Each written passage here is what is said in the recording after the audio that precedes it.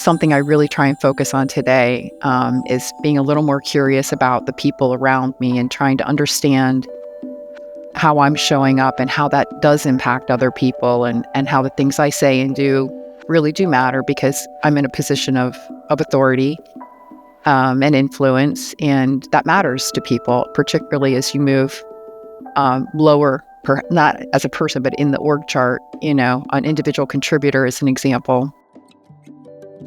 Hi there, and welcome to the HR Podcast. This is Linda Misegadis and Cyndi Manuel, and we'll be your co-hosts. After spending years working in and with HR, we thought, why not start a podcast to support the important HR community? We believe the way things have always been done isn't necessarily what's going to work in the future. So we're diving into topics that support HR and working women as they navigate the future of work. We're talking about professional growth and also how we can support each other as human beings. We can't wait to bring you insights from HR experts, thought leaders, and inspiring women who are making a real difference in their organization and communities. They'll share their journeys and tips on balancing work and life in a better way. We're excited to learn alongside you and hope you'll pick up some great takeaways, from tips and tricks to worksheets that you can actually use in your daily life. So grab your favorite beverage or lace up your walking shoes and join us for the HR Her Resources podcast. Hey everyone, welcome to another episode of the Her Resources podcast. I am back in the studio with my friend and co-host, the incomparable Cyndi Manuel. Do you like that one? Yeah? A lot of pressure. I know. But I was thinking hard this morning, and I was like, what word am I going to use to describe Cyndi today? And incomparable just felt really good. So, well, thank you so much. Yes, absolutely. I am doing good. I'm glad it's, just beginning of another day, right? So yeah, for sure. Yeah. It's sunny out, so that's always a good thing. Nice. Yeah, it's warm again in Colorado, so Yay. That's always a positive for sure. Well, I'm really excited about this topic and around our guest who's in our studio with us today. And before we get started, I just like to start off with a little bit of statistics. And so we're going to be talking about succeeding in a male-dominated field. And I know our guest, she doesn't even feel like that's necessarily her situation, which is awesome. So it's going to be such a great perspective around this conversation. But just so you know, women in sales leadership. So women make up 50% of the workforce, but only 29% of sales representatives and 26% of sales managers are women. At the executive level, women only hold 19% of leadership roles in sales. And research shows that companies with more women in sales leadership roles actually outperform their peers, and sales teams led by women achieve higher attainment, 86% compared to male-led teams at 78%. There is a gender pay gap in sales. Women earn 83 cents for every dollar earned by men, with even a wider gap in commission-based roles. There is still a bias. Women are promoted at a lower rate than men. Men, it says, are promoted at about a 30% higher rate than women, even when performance metrics are equal. And then women in male-dominated, industries often face higher levels of microaggressions, exclusion from key networking opportunities, and sometimes even a lack of mentorship. And why do women excel in sales leadership? Well, it's because we tend to be more relationship building, active listening, and consultative selling, which are all really important in modern sales strategies. And diverse sales teams drive up 15% higher revenue than those lacking in diversity. So really pretty fascinating, right? When you dig into the stats on that. So it is. Yeah, you said microaggressions, Carla. I saw you kind of doing this. Looking forward to digging into that a bit further. Yeah, well, without further ado, let me introduce our guest, Karla Wilkins. She is the AVP, the Assistant Vice President of Sales for Public Sector at UKG. She has over 27 years of experience at UKG.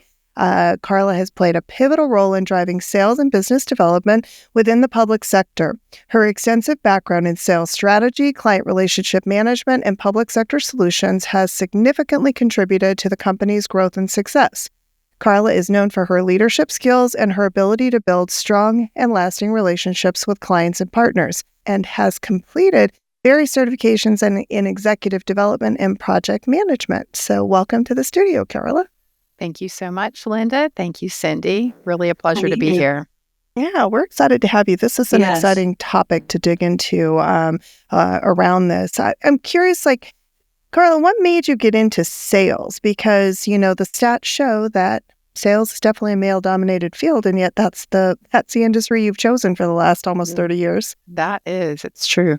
I don't know if I actually chose it. I grew up in it. My parents were both professional sales executives. My mom moved into leadership for NCR, National Cash Register, back in the day.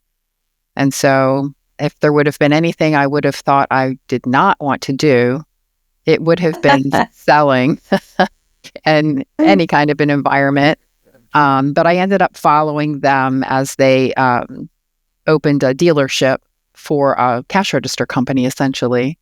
And I started in training and programming for them at their company, and quickly did not appreciate that somebody else was making commission on the work that I was doing. And I felt I could probably do a better job. And so I pushed my way into selling. I went into leadership kind of in a pre-sales role first. And then I moved into leadership. When I came to UKG at the beginning, when it was Kronos, I came as a sales executive in retail at that time. So it wasn't really a choice. It just kind of evolved. Just happened. I found the job at Kronos in the newspaper. That's how long ago it was. Yes. Yeah, exactly. Yeah. We remember those days of going through the help wanted ads. So, but what's fascinating to me, Cyndi, is we hear that from so many women on their career journeys, that it's not even sometimes where they started or where they intended to go. How it's just many kind of us happened into the roles that we are in? One of the things that you said there too, Karla, is it sounds like your mom was a mentor, like she was in a role, and good for her, because that was even further back. So yeah, she was actually awesome. The first female hardware sales representative for NCR in the 60s. Wow. That's amazing. And she was promoted to a branch manager position in 1979. Wow, that's incredible. I think we do watch our parents, especially, it sounds like you as well, Karla, but I've watched my mom kind of work her way through what she has done in her life, and she's inspirational to me as well. So yeah, they definitely led the way. It's interesting because as I was, preparing for this morning, I was thinking about the pay equity conversation and some of the statistics that you brought up, Linda. And I do know that she definitely experienced many of those things. I just feel super lucky and blessed that I have really not had to deal with much of that. There's, little things here and there, but generally speaking, I don't feel oppressed or anything, thankfully. No, I think that's a really good point. But what challenges did you kind of face when you started into the industry? Even sometimes I wonder, because women are so resilient, sometimes we don't even realize that we're facing challenges. We just get through them. Keep going. Yeah, absolutely. I do agree with that. When I was younger, much less self-aware, I'll say. There were different situations that I encountered that were absolutely not appropriate. So, you just kind of, I don't know, I guess I just moved through those and said, that's the way it's going to happen. Then I'm going to do these things differently, and I feel like not always, I do feel lucky that I haven't had to face terribly challenges that I know many, many women do face. But I've just always felt that I'm kind of responsible for my own composure and control over myself and what decisions I make and where I put myself. And as I grew and matured in my roles and as a person, I feel like I just have overcome a lot of that and just allow a lot of stuff to roll off, perhaps. My husband would see it much clearer than I do, and I'm lucky to have a really solid mentor and coach in him. So, he keeps me on the straight and narrow here. That resilience. I mean, what you just described is what Linda was saying too. I do feel like, and I'm not saying men are not, but I do feel like women, we just flex that muscle fairly naturally, right? I think so. Yeah, that sounds like you have, Carla. That's awesome.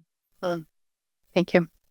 But do you think that you had how did you navigate some of the pressures of having to prove yourself, especially in a space that's underrepresented? I know Michelle and I were one of our sales colleagues. We were at a meeting recently, and as we look around the room, there were 3 women in the room. That was myself, Carla, and Michelle. And so I'm just kind of curious, how did you navigate some of those pressures?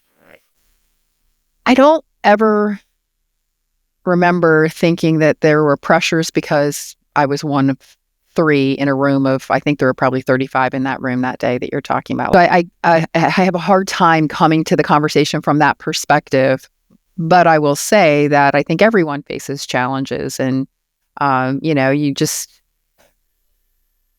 I try and center on who I am and how I want to show up, and that's what I do. And sometimes that works really great. I've been fortunate to have some very strong mentors in men, particularly where we work today at UKG. I've worked for some men that have seen things in me that I didn't see in myself, and they encouraged me to do things. They gave me opportunities perhaps I hadn't even earned yet.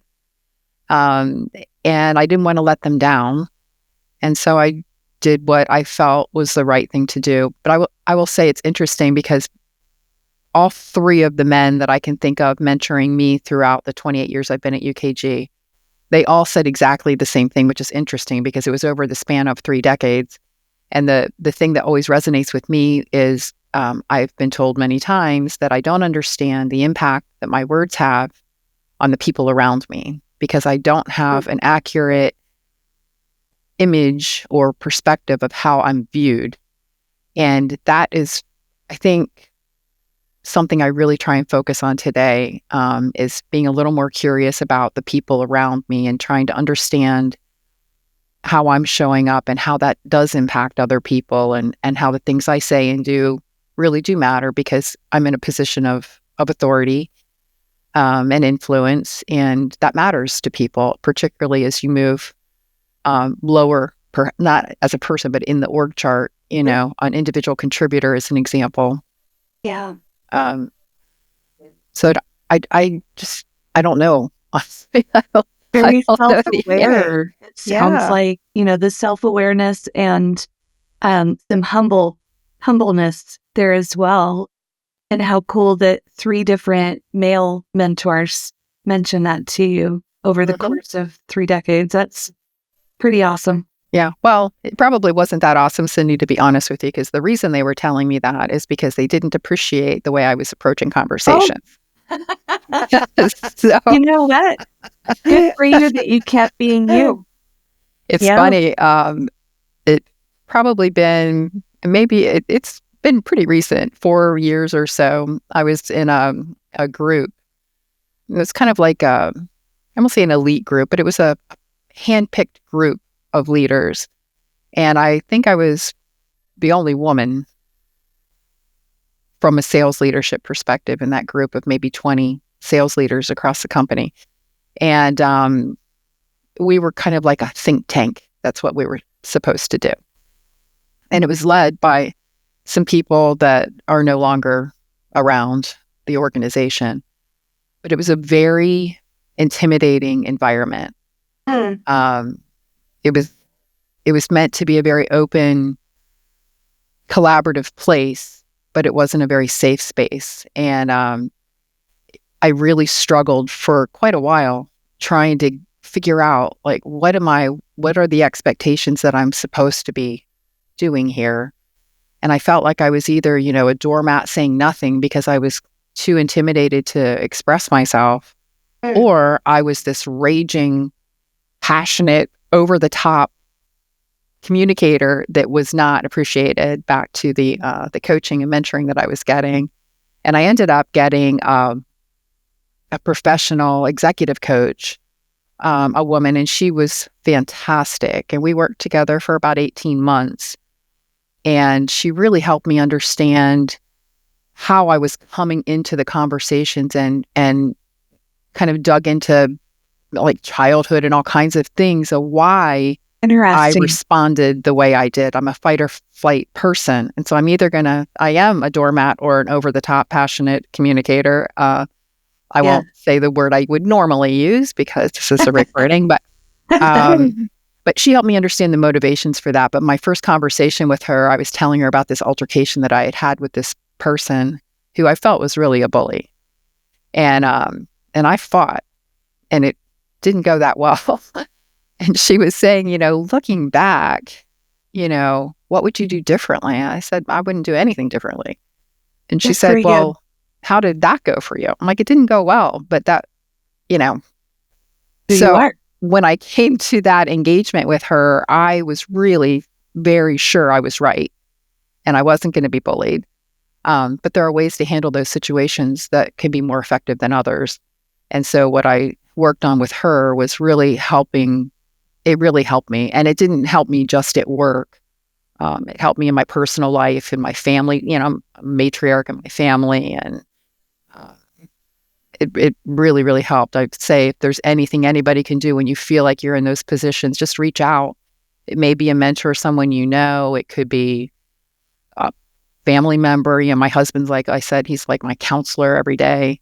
I tell him all of the things that happened, and he resets me sometimes, and he supports me most often, but don't be afraid to reach out because she really made a difference in my life. Can I ask a quick question? So you mentioned that these 3 men were mentors, but maybe not in the best way. Have you had female mentors as well, Carla? And are they, it sounds like this executive coach was one of those. Yeah. Have you had others that are maybe more supportive? I think I have trust issues. And perhaps it's because there haven't been that many females in, to align with, really, to build those relationships. I've had one, perhaps, but it was an intimidating situation. I mean, it just wasn't. I didn't feel like I could really be myself in a professional environment because I didn't feel up to her standards, kind of thing, maybe. Yeah. But mentoring's a difficult and tricky thing. I'm asked to mentor often, and it really only works when the person, the mentee, is engaged and leads. And so I think what I was expecting from a mentorship was somebody to kind of take me under their wing and pull me along, and that's not the way really to establish an effective mentoring relationship. I have one young woman right now that I didn't really even realize I was mentoring her. She would ask me questions, or, she would set up for her 30 minutes on my calendar and ask me questions. But most recently, she's wanted to kind of move into another role. And she's asking me, what would I do and how would I do that? And I feel like this is really a meaningful mentoring experience for both of us, but it's because she's driving it. She knows what she wants, and she doesn't know how to get it. And so I can just help her think about that and perhaps make a couple introductions, but it's on her. And so, it is an important role, being a mentor. And but you make a really good point. Again, going back to Linda, what you were saying before, the percentage of women in leadership roles. Is not, it's not big enough to be able to find probably a really good mentor. And I think, too, Cyndi, part of the problem, and you and I have talked about this as well, is that, my experience with women, even the few that were in leadership roles that I had experienced, weren't positive experiences for me with those women either. And so, and I'm not sure if it's that I think there's some different dynamics around it. And I think what Carla brought up there, even the trust side of it, like how letting our guards down and trusting sometimes can really come into play.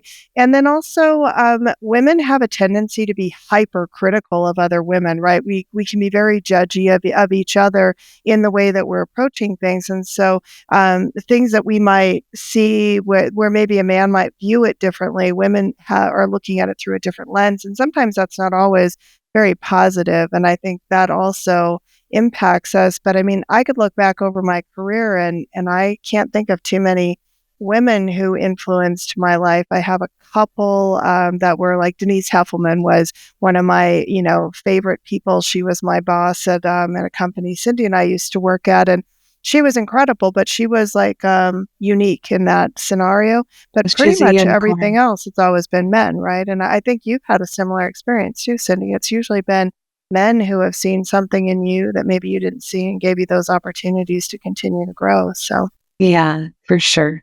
yeah, That's a it's very valid fascinating. point. Yeah. It really is. So We all need to be, and I'll just say for myself, I need to be better about being, supportive of other women and, even in our peers. I think yeah, I've gotten better at that, being a small business owner, looking at other women, small business owners, just knowing it's a little lonely. And so like, how can we support each other? But I think there's other opportunities as well, like you were saying, Carla, with, people who may be younger who are coming up in their careers and things. So that's, I a really like good point. Carla, have you seen any shifts in the workplace culture, though, that are making it more inclusive in women? And if not, what changes still need to be made? I think there have been a lot of shifts. If I just think about my own career, whether it was my self-awareness, my age, the way I looked or handled myself, um, I think there's an expectation of appropriateness that perhaps wasn't there, 30 years ago. Very true. Yeah. So Like, even small things like alcohol at Yeah. at an event, having a glass of wine's one thing and doing shots is Right. something different, Yeah. So I think Yeah. 30 years ago, it was a much looser environment.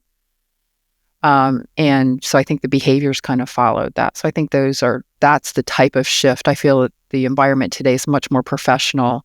At the same time, it might not be as transparent, Yeah. right? Because people are guarding themselves a little differently, Mhm. Resting. in an appropriate way, I think. And if there was anything I would say that probably still needs to change, and I was going to describe it as something outside of something I could control, Mhm. I think that the perception of a woman's responses is judged in a way that's probably not fair. I mean, for me, I tend to get emotional when I'm really, really passionate. It can be really thankful for my team, and I can be leading a team meeting and suddenly I'm like breaking down in tears. This is very embarrassing. It's not what I want to do. I don't want to be showing signs of being unstable or anything, which I think might be That sometimes emotion. Yeah. exactly. But you learn, I think, over time there are certain things you can do and techniques you can use to kind of control those things. If you practice, if you have a script and you practice, and it's not quite as authentic because it's not happening in that moment. But the messaging can still be the same. I get, Linda, you've been in, I'm sure, multiple meetings that you can remember over the course of our time working together where it was like, I am fight or flight, and I'm not going to listen if I really think you're not right. I'm going to say, and we're going to have a rumble right now because we don't need to wait till later. So that can be perceived a particular way that's negative. But I do feel like I'm in control of a lot of that. So a woman's self-awareness and willingness to take control of that, and whether it's right or wrong, it doesn't matter. It's the environment you're in. And so if you choose to be there, then you might need to choose the way you behave differently. And we all have to do that. Men too. Men can come agree. across as big bullies and Absolutely. raging things that Yeah. are not productive, and Yeah. so they're not going to be the most successful in their industries, their careers either. I don't think in today's environment. I do think there was a time when that probably was true, and there are probably places, Yeah. we're really. I'm really fortunate to be where I am. I've been here 28 years for a reason, and yeah, it's a good place to be. So. No, I think that And makes a big difference. It's funny, we had Kristen Sadler, who's the CEO was for just Mosaic thinking on, that. and she was talking about that same thing. And she said, she's like, I just break out crying. And she's like, at first, she would just feel like mortified by it. And finally, one of her mentors, she was like, just embrace it. She's like, and don't apologize for it either. Because she would Right. always say, I'm sorry I cried. And she's like, don't apologize. She's like, you don't have anything to apologize for. That's So who don't you say are. that. Yeah. Yeah. And you're Yeah. passionate. Yeah, there's nothing Yeah. wrong with it. Yeah. No, it's so true. Yeah, it is. And I think that is part of, like you were talking about, with a woman, our emotions are viewed slightly different, because a man could be a raging lunatic and will explain it away. A woman is a raging lunatic, and or her hormones or her emotions, or she's not in control. And so, it is a difference in the way that things are explained away for both of the sexes, which is interesting. So. Just have different challenges, I think. I think so. It's so true, for sure. I'm curious too, though, how do you advocate for yourself and other women in the workplace? Because, sales is still a very male-dominated environment. And so I'm just curious, how do you advocate for that? Someone told me, Barb Vlasic, actually, when I was doing the work with her coach, which is Mary Murphy, the counselor that I was talking about. Yeah. Or executive coach. It's like a counseling session. Anyways, she did one of her things that she did while we were working together was she interviewed, I think, 9 different people. Yeah. It wasn't like a 360 survey. She spoke to them each for 30 minutes to talk about their perception of me. Oh. And I think that was very helpful to me to hear something I completely did not expect to hear, particularly from some of the people that I had given her, because I was trying to find places where I probably hadn't been my best self. Maybe, I could learn just through that. But anyway, Barb said to her, she said, if I was going to give Carla any advice, it would be to carry her own water. And so, not being concerned about advocating for my ideas or those kinds of things. I don't think I ever really had to advocate for myself, when Greg left, we were all interviewing as an example for that VP position. Right. And at that time, it's so funny. I lacked so much self-awareness that I made like this Carla brochure. It was great. I mean, I felt really good about it. I love that. It had like charts. It had my performance compared to every other candidate's perform all of this. I still have it. It's called Carla brochure. It's shared. That's great. I did not get the job, Cyndi, you would like to know. And the reason that I did not get the job was because I think that there was a perception that there was so much competition between us that it would be difficult for us to work together. Interesting. They didn't feel like I had enough self-awareness, perhaps, to get out of my own head and be more humble and lead the team. And that's when Pat came in. I actually have a purse that I bought. I spent about as much as the Volkswagen. So I call it, I didn't get the VP job purse. And that was like, awesome. I don't know, how long's Pat been in that role? 10 years, I think. 10 years now, yeah. And I still have that purse. It's starting to fray on the thing. So advocating for myself, I've been on like polar opposite ends where I did advocate. Yeah. I made a brochure. I told them why that I would be the best one, but I did it within my own paradigm instead of, so I think that when you advocate for yourself, you need to understand who you're advocating to. Right. And be clear on how you align, just like if you're interviewing for a job. Yeah. Right. It's just, you want to make sure you're aligning to what that expectation is. So if I'm advocating at work, I don't think I've ever had to advocate for another person at work. I mean, in my personal life, I have for sure. Yeah. But I don't think I have at work. Yeah. Isn't it interesting what we learn about ourselves too? Yeah. Like I Yeah. look back and some of the, because I'm like, good for you. But I get what, what they're saying, in a leadership role, it's about like, how do I, bring everybody together? Right. It's not a competition, those sorts of things. But I can appreciate where you're coming from. But I just know I learned stuff about myself going back to that self-awareness. And Oh I'm my like, goodness. okay, Yes. maybe I won't Yeah. do that again. Yeah. So It's not true. easy. No, I had a It's point of not. reflection at a meeting we were at last week because I was presenting something to the sales and they were all excited about it. And they're like, Linda, where have you been hiding this?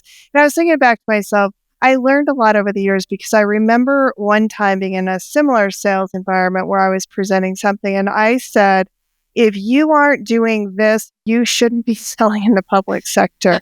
And that like went over like a lead balloon. Mic And drop. yeah, it was just like, oh. And so I thought this time the way that I approach things now is that you have to sell the salesperson, right? And so you have to have the proof points, you have to have all of these things. And so my approach is much different today than when I walked in with, this arrogance to say, to all of these people who had been selling for years. And I'm not a salesperson. So it's like, it was really coming, from me saying that to them, it was like, who in the heck do you think you are? And telling us that. So you're right, Cyndi. It's kind of funny to look back and just be self-reflective and self-aware of like how you carry yourself in those situations makes a huge difference. So, Yeah. and to your point, Carla, right or wrong, like, if I was just being myself, I probably would have made the exact same comment that I made all those years ago.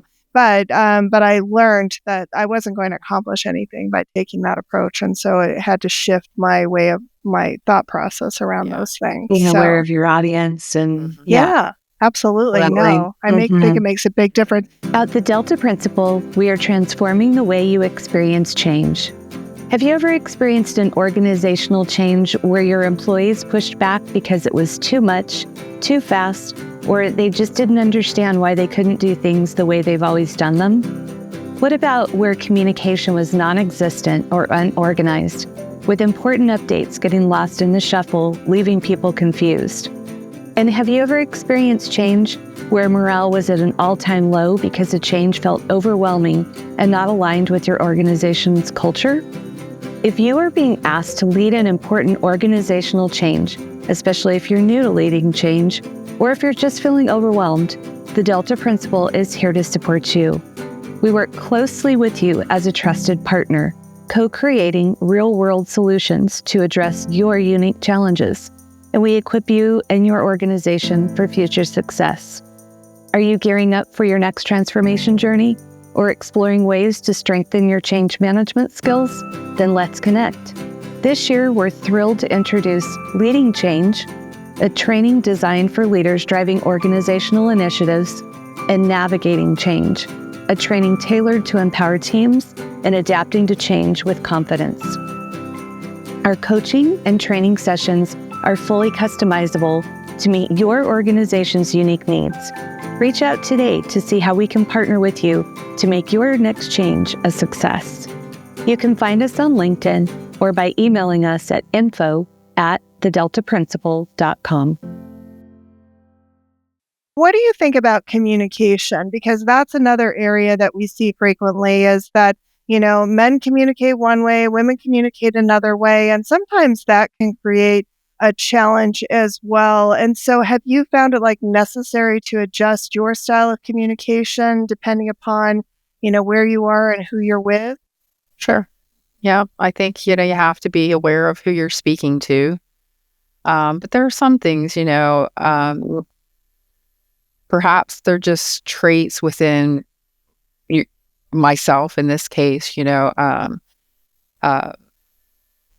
get consistent feedback about my communication style, right? I think I'm relatively authentic, even if I have to temper, from time to time or amp myself up. You go into a meeting and you're leading and you have to present.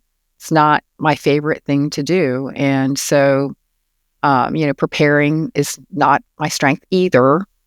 And so, I have to overcome my own shortcomings.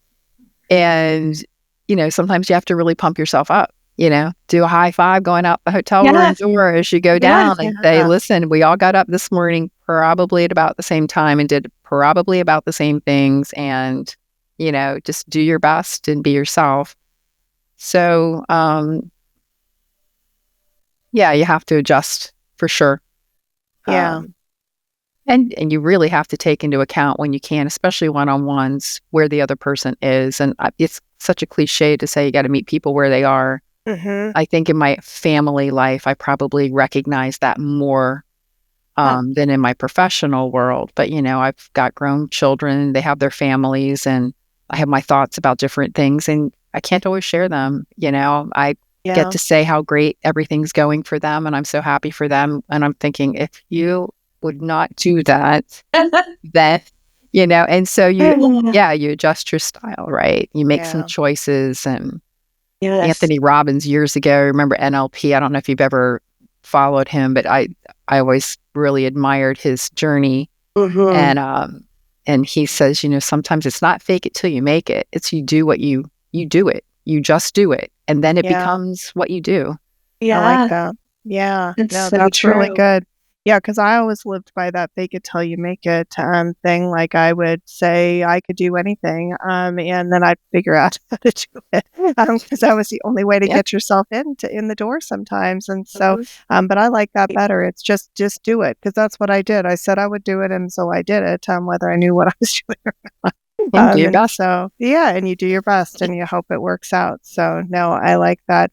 I'm curious too, just on that side, when you were talking about one-on-ones, I know something that that always, to me, that has changed in the work environment that makes it a little more, like when it comes to one-on-ones and developing those personal relationships, for me, I never really developed that personal relationship per se, because I grew up in an environment where, work was work and personal was personal, and you didn't bring the two together. So I never really took the time to learn a whole lot about my employees or any of that. It was a little more, it was just all business focused, but that has shifted. And so I'm curious, like how have you dealt with that? Because, that's an interesting dynamic shift as well, is when you have to kind of find that personal, or was that even hard for you? Maybe it wasn't even hard for you to make that transition. Such a struggle. I mean, I am just not a naturally curious person.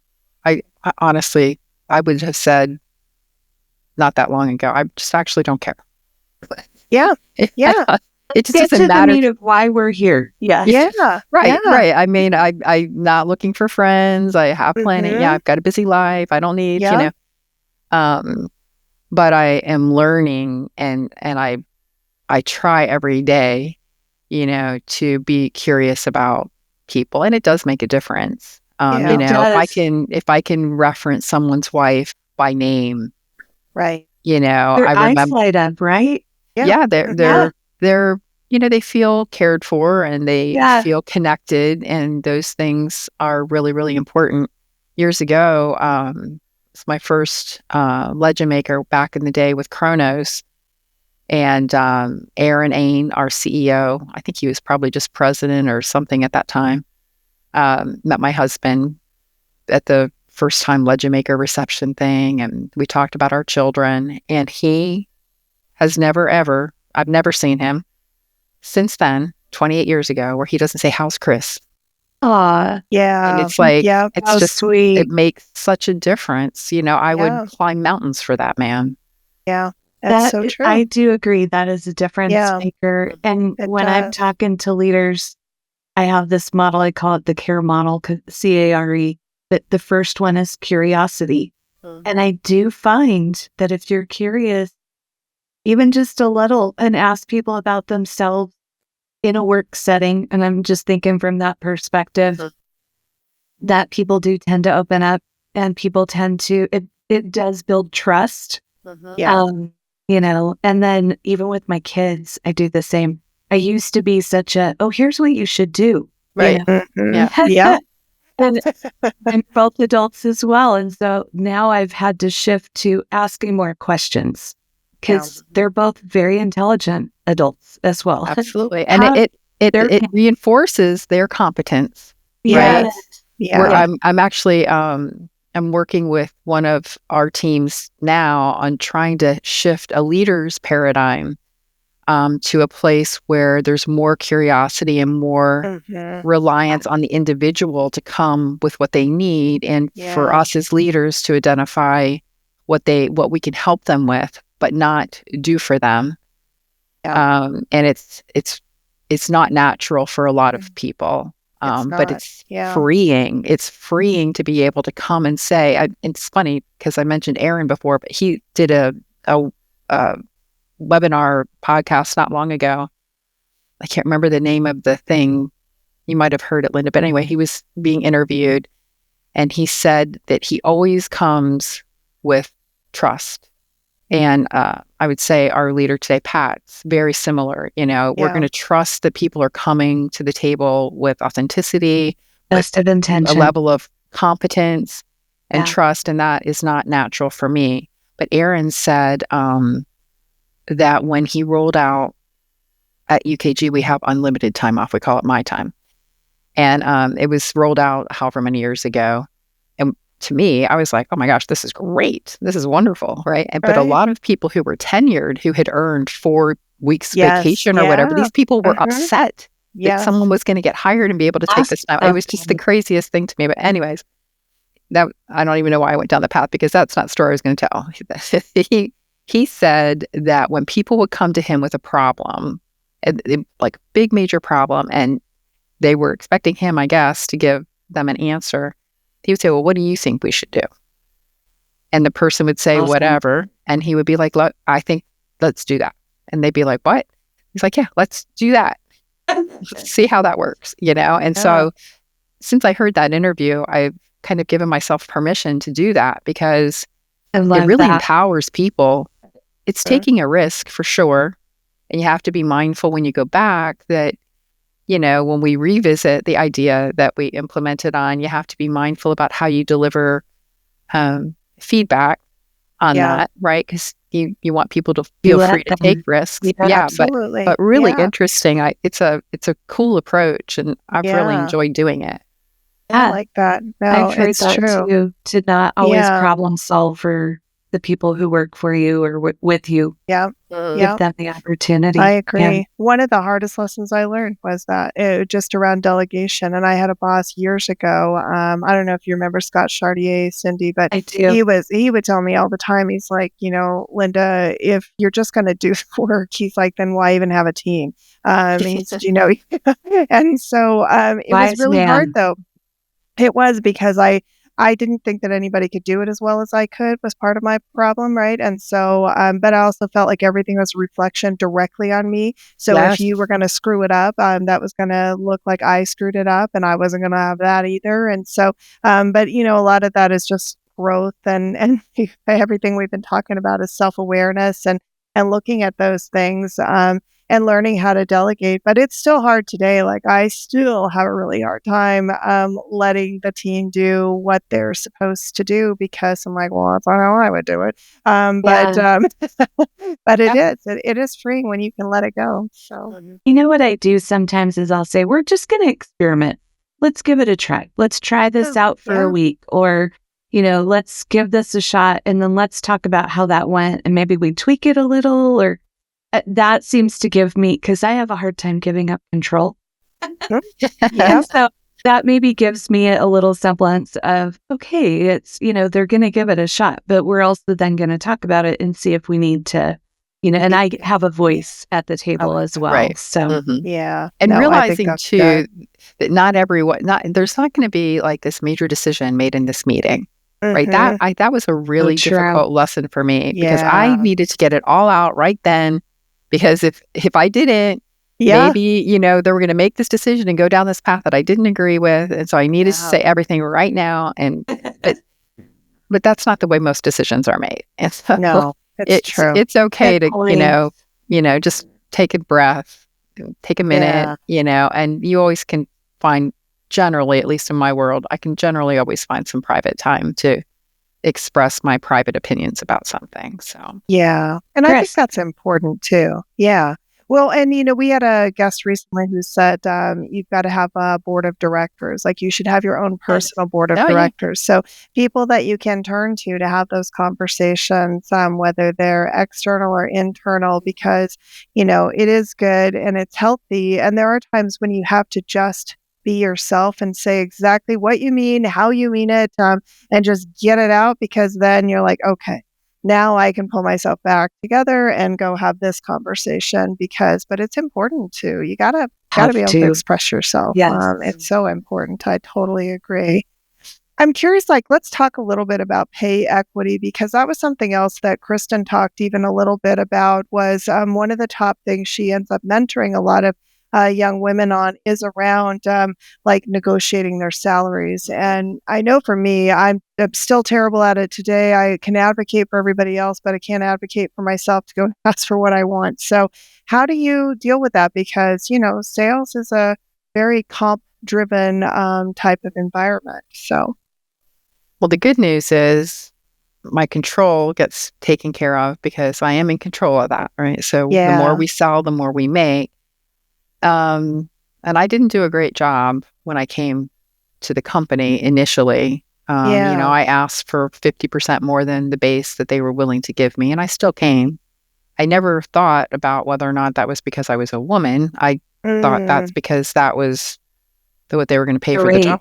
Yeah. Right. Now, I will tell you though, and I don't know how accurate my mother's memory is today. She's 85, but she was telling me a story recently about when she first started working. I think it was at NCR probably, and she was making like $250 a month or something, some crazy number, and she got a raise to $300 a week, and she was just really, or a month, and she was really she felt so good about it until she learned that her male peers were making $300 a week.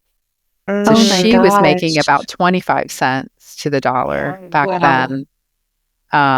It was interesting to hear your stats at the beginning, Linda, because I'm surprised that in sales you would have any kind of disparity like that. I mean, we don't even get merit increases anymore at UKG if you're in sales. We're expected to earn our money through our incentive comp, which is based upon what we sell. So I've learned probably more about that in my children, specifically my sons, listening to them as they've kind of made gone through their career journeys, and they'll ask for guidance and those kinds of things. And sometimes they'll be like, I'll give them my advice, and they'll be like, that's not the way this works, Mom. I'm not going to do that for this. I'm like, well, right. I mean, you asked, I feel like that's a fair compensation. They're like, no, it's not even close to what I'm going to ask for. I'm like, okay. I mean, so I don't know if that's because they're boys, right. or they're just younger or whatever. I don't know. But anyway, so I don't know. And I have, I've been in the same job for 28 years, so it's not like I get to go back and renegotiate my salary. I don't know how I would approach that today. That's fair. I'm probably more research driven. That's what I was. What advice would you give for maybe younger people who are coming into the workforce today to make sure to, how do you ask for the right salary? I mean, I think the way you ask for it is you ask for what you want and you explain and link to what's value you're going to bring to the organization.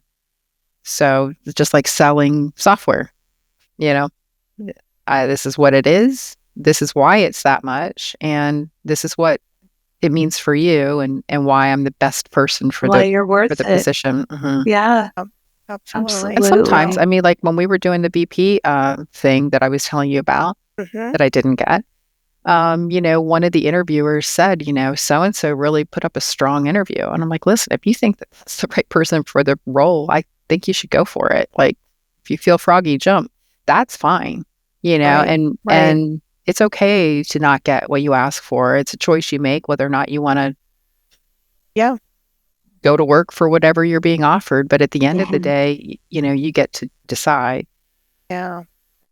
Yeah, No, I like that's that. I think really that's a really valid good point. point. Yeah. And I think sometimes that is part of the issue. I just heard, I don't know where it was, somebody that was talking about this, and that what their point was, now, of course, keep in mind it was a man saying this, but they were talking about the fact that, do we continue to create the environment where it appears as if we're that women are victims? Right. And that, if we continue to perpetuate that storyline, what are we really doing, and are we really helping along those lines? And one of the things that I will say is I do think that there is sometimes people can be a little tone deaf about the fact that women have come a long way, but there is still a lot more that needs to be done. But also, to your point, Carla, is that we are not where we were 30 years ago. We have changed, things have happened. And it is incumbent on us as women to stand up for ourselves, to speak up for ourselves, to advocate, and to ask for what it is that we want. And if you're willing to accept it, then that's your choice. It's not because you're a woman. It's a choice that you made in order to put yourself either in that environment or to accept that pay. And that is personal responsibility. And so it is a balance and all that. So, Well, and I think that, company culture is, it's widely available, right? You don't, generally speaking, I think there's enough resources that you want to put yourself somewhere that you're going to thrive. And that may not be, it won't be everywhere. And so, and there may not be, there's probably a journey, maybe there's not a position that you would want or qualify for or whatever, at a company where you want to be. But there are ways to maintain those relationships. There are things, I mean, Linda, I've watched you over the last at least 10 years and all of the development that you've done. And, just this podcast as an example, you're a great role model of someone who, set their mind to what they wanted and figured out who they were and how they could express that. And you come to the table and you do that. And it's admirable. And it's a great example for anyone, including young women. Yeah, I appreciate that. Linda's always been like that. I remember going to the city and county of Denver. Linda had called me and asked if I wanted to join her for this big change to Kronos, by the way, back in 2007. And I mean, I watched people who had been at the city for a number of years, and then Linda would say, well, what if we tried this, or what if we did this? And people were like, yeah, that sounds really good. It was just a fresh perspective, but I would agree. I don't think you don't seem intimidated to try or do new things, and to also surround yourself with good people who can help to accomplish that vision. Very important. Yeah. It's so important. And to not be afraid to find the right people, right? Because, I would say, I've been very fortunate to have really smart people that I've got to work with that are way smarter than me, and being comfortable in the fact that they are, and that there are areas that they thrive in that I just don't, and that's okay. That's why they're there, and getting comfortable with that too, that I don't have to be the best at everything because, you've got these amazing people around you. It's hard to get there. It helps us be, what do they call multipliers, instead of trying to keep everything in our thing to help other people, male or female, really, come to themselves in a way that makes sense. There's a book by Deepak Chopra called The 7 Laws of Spiritual Success. And law 2 is the law of giving. And it is, it talks about you give what you want. So if you want abundance, you give abundance. You want kindness, you give kindness. You want whatever, the way to get it is to give it. And that's kind of like the energy of the universe is this flow of energy that's like that. You go back to, do unto others as you want them to do unto you, that kind of thing. But it's a different thing. My husband's like a big tipper, as an example. He must want money because he gives enough of it away. My dad was that way too. Didn't matter how terrible the service was either. We could have had terrible service. And he cleaned up the entire table, the floor, like when we were little, we had crumbs or the grandkids were there. He cleaned up everything, stacked all the plates and everything, and then gave him this giant tip. I'm like, What are you tipping him for? You did their job. But that was just how he was. I agree. I think it'll be given back to the universe in some way. He must have wanted something in return. Yeah, no, for It's a good sure. philosophy. Yeah, I totally agree. Carla, if looking back, is there anything like that you would have done different in your career? Yeah. Yeah.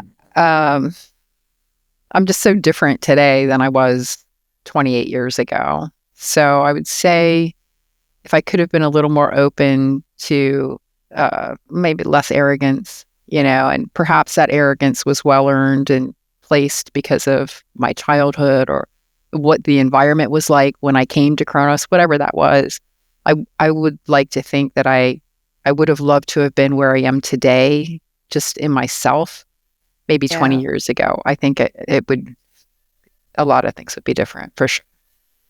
I like that. But self-awareness, I think, self-awareness, I think, is probably the most, and even in this conversation, like I haven't asked you guys any questions, so.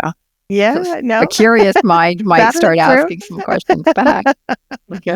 No, that's true. I like that though. I think that I know that it is always that if I knew then what I know now, life be like. And I feel that way a lot as, just kind of reflecting back. It's like, what would my life look like had I known the things that I know today? It would probably look a lot different. Journey though is what the sum of all those parts. Is what gets us here, right? Exactly.